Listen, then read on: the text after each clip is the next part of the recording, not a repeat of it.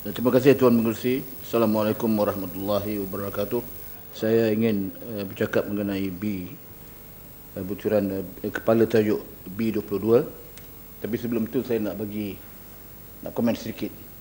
Mufti Arau pagi tadi, dia ada baca ayat Quran, tapi dia lupa baca yang ayat sebelum tu. Innallaha ya'murukum an tu'addul amanati ila ahliha. Beri amanah kepada mereka yang berhak. Itu dia lupa baca itu, dia hanya baca nak setia pada orang lain.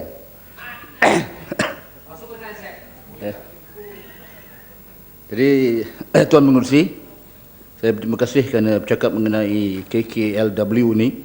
Satu kementerian yang penting tahun ini, tahun 2014 memohon 9.8 bilion. Ini kementerian yang jaga banyak institusi yang bersandarkan kepada kampung, JKKP, Kemas, Risda, Felda, Felkra dan Kesedar, Kedah, Ketengah, macam-macam lagi. Tapi ini juga satu kawasan yang mana ramai majoriti orang Melayu duduk di sini, dan kita menaruh harapan yang tinggi kepada KKW ni untuk meningkatkan pendapatan orang luar bandar. Sebab kalau kita tengok daripada household income survey tahun 2012 ini, yang 20% ke atas, teratas mempunyai pendapatan household sebanyak 13,000, yang 40% ke bawah, di mana majoritinya orang Melayu dan Bumi Putera mempunyai pendapatan RM3,600, dan yang orang Melayu yang 20% ke atas tu mempunyai pendapatan 10,666, yang 40% ke bawah yang mendiami di bandar-bandar mempunyai pendapatan bulanan RM1,300. Sebab itu kita mengharapkan dengan 99.8 bilion peruntukan, kita mengharapkan Kementerian Luar Bandar ini membangunkan dan meningkatkan pendapatan orang luar bandar. Jadi saya nak pergi kepada butiran 010600, iaitu infra program melatih dan membuat research untuk bagaimana untuk mentadbir dan mengurus luar bandar. Jadi saya berharap, sebab ini kena melibatkan ramai orang dan ramainya pertubuhan seperti kampung yang terlibat. Misalnya kampung yang terlibat ada 15,500 buah kampung, dan dia nak angkut juga orang kampung untuk menyertai program-program latihan dan program mengenal bagaimana nak mengurus kawasan luar bandar 96,000 orang. Jadi bajet yang saya rasa hanya dibagi kepada sebanyak itu sama ada mencukupi atau tidak untuk mendidik orang ni bagaimana untuk mengurus luar bandar.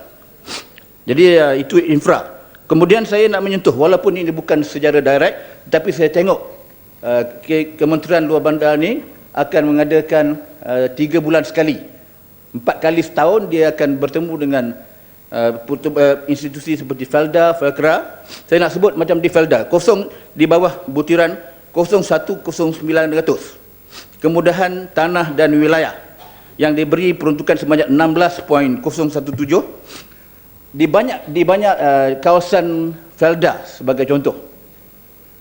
Masalah yang terbesar sebagai contoh di Raub, Felda Tersang, Felda Lembah Kelau, Felda Kerau, ialah masalah mengenai pembuangan, pengutipan dan perlubusan sampah. Sebab orang-orang di Penderoka ni tidak bayar quick rent sebab berada di luar daripada majlis daerah atau majlis pemadaran, maka tidak ada perkhidmatan mengumpul, mengutip dan melupuskan sampah-sampah. Jadi orang Felda ni buang sampah di merata tempat. Kalau kita nak pergi balik ke Kota Baru, kita lalu kat Felda Tersang, di persimpangan jalan Tersang itu, disitulah Penderoka Felda buang sampah rata-rata atas jalan. Jadi mendatangkan masalah kesihatan yang berat. Jadi saya berharap pihak kementerian memandang perkara ini dan menyelesaikan masalah pengutipan, penghantaran dan perlubusan sampah. Itu satu. Kemudian kita ada di bawah butiran 011300, iaitu pengupayaan komuniti dan info desa, iaitu nak mengajar jawatan kuasa kemajuan dan keselamatan kampung ini bagaimana nak mentadbir kampung. Jadi saya harap satu daripada perubahan yang dilakukan, kita mesti melihat kepada penambahbaikan kualiti kepimpinan dalam JKK. Jadi saya dalam pengalaman saya sendiri ini, JKK ini selain ialah ekstensi kepada cawangan-cawangan UMNO, banyak ketua cawangan dan mereka terdiri daripada orang-orang yang mempunyai kelayakan yang kita mengharapkan untuk membangun kat orang Melayu, tetapi kita letak orang-orang yang mempunyai kelayakan yang questionable untuk memimpin peringkat kampung. Jadi saya berharap organisasi institusi seperti JKK ini, mestilah kerajaan serius melihat bagaimana untuk meningkatkan kualiti kepimpinan di peringkat JKK.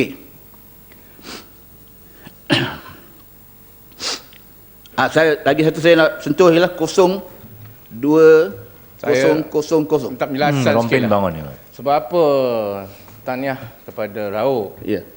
Dia apa kenyataan beliau itu betul. Tapi masa beliau dalam UMNO dahulu, yang benar semenjak beliau meninggalkan UMNO banyak dapat perubahan baru dah. Nanti berlabih lagi. Ya, sebenarnya dahulu memang betul apa yang Muhammad kata tadi, bahawa yang ketua kampung itu juga merupakan ketua untuk bangun orang asli. Bagilah aku habis dulu kau ni. Untuk itu belum habis kata dia menghormati demokrasi. Apalah. Ini cakap tak suruh bikin. Bila dia cakap dia suruh kita dengar. Bila dia cakap tak mau kita dengar. Apa ni? Ini demokrasi ala pembangkang tu sebabnya. So, tetapi saya setuju.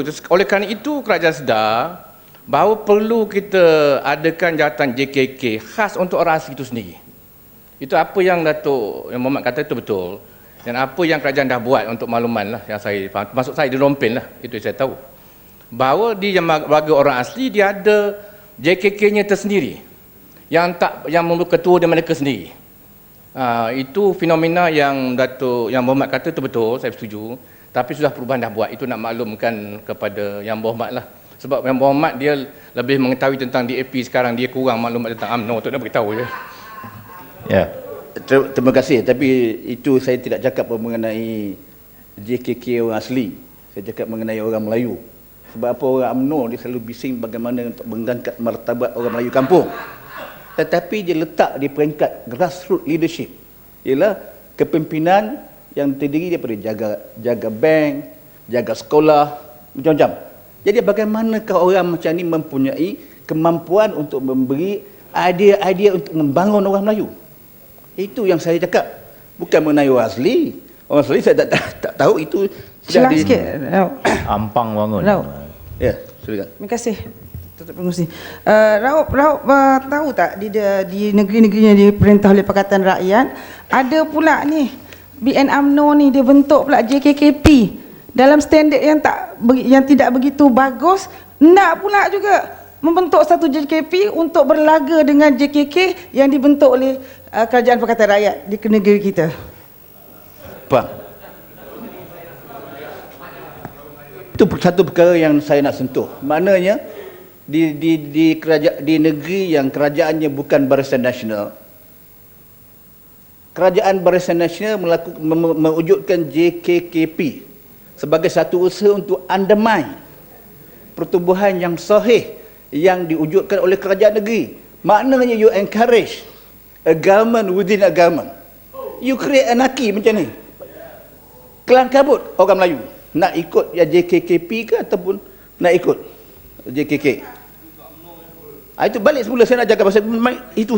Dari semasa saya nak jaga, ini bukan satu perubahan yang mendadak. Ini sebagai untuk pengetahuan YB Rompin. Semasa saya dalam UMNO dulu, saya mencadangkan bahawa JKK ni patutnya ambil pegawai kerajaan. Bukannya daripada jaga kereta, jaga bank, jaga sekolah untuk memimpin masyarakat Melayu di kampung.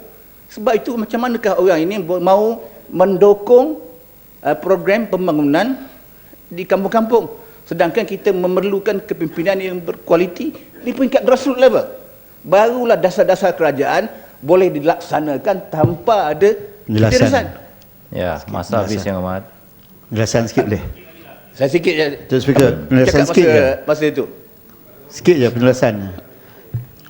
Tuan Speaker, sedarkah Raub bahawa sebenarnya JKK yang wujud, JKKP yang wujud ni adalah JKK di bawah Kerajaan Persekutuan sejak daripada dulu lagi.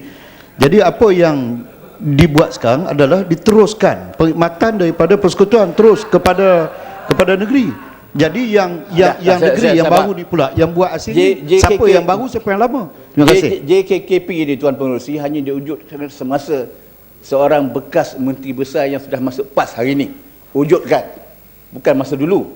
Bukan dulu-dulu ada hanya JKKK. Kalau di negeri-negeri yang Barisan Nasional menang, kita tak tengok pun ada JKK bayangan. Hanya di negeri-negeri yang dimenangi oleh parti bukan Barisan Nasional, kita wujudkan satu pertubuhan bayangan untuk undermine apa yang hendak diperlakukan oleh JKK yang sahih.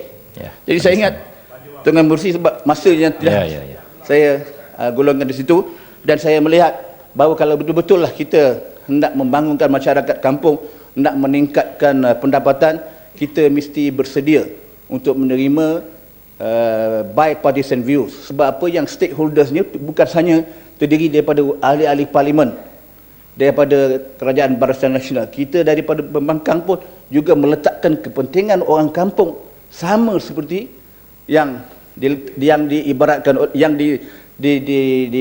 dilakukan oleh ahli-ahli parlimen daripada Barisan Nasional. Sekian, terima kasih.